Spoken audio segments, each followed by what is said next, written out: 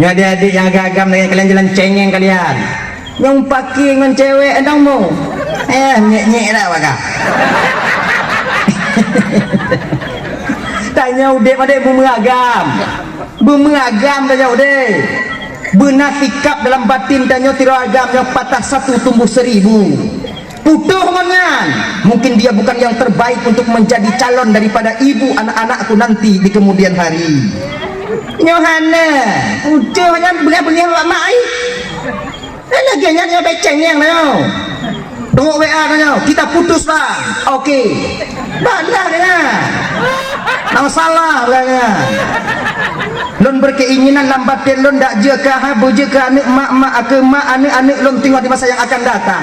Apabila kau tak mau itu, tak masalah. Mungkin kon yang terbaik untuk jid kelakokah dan konkah yang terbaik untuk jid kinong lon. Mantong na agam lain yang terbaik untuk kah dan na mantong inong yang lain yang terbaik Allah sediakan untuk lon. Ikah kami dah jalan kah? Ilon kumita jalan lon. Tapi perlu kah ingat untuk kami dah tidak agam yang setia lagi lon dalam dunia nyo. Au jo kami dah. Kau tunyok lon tengok menyambut me. Ai lagi ya.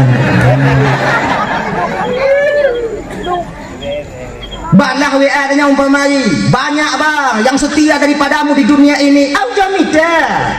Bila kau dapati nanti seorang laki-laki yang memahami perasaanmu, yang kah bagah bengeh tapi item tabah, aujokah ngita. Tapi ingat, bila kau tak menemukan sosok laki-laki sepertiku dalam hidupmu, jangan pernah kau kembali kepadaku. Kupastikan rasa ini telah tertutup untukmu. Nyo. Najane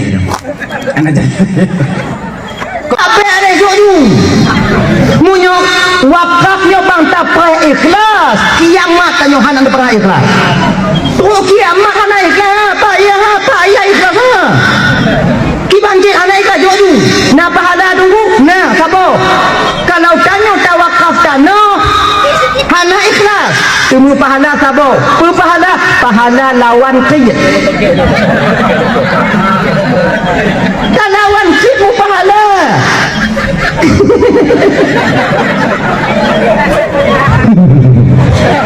ganyan hana pupa Alang pupa ikhlas tunggu pupa ikhlas batin tunggu baru wakaf tunggu jadi si benda-benda bu ikhlas dan bodoh tapi lu dapat ikhlas nyobang bila lagi model-model kanyu anak pun dapat karena niat pun dong karena Allah linyang cawo mata buhan lama kaji nah walaupun lagi tanya umpamai kon taikat kubu bak pating atai ke taikat bak pating hoi wek deh ni ngandau lu dapat ikhlas pada ikhlas ha anak ikhlas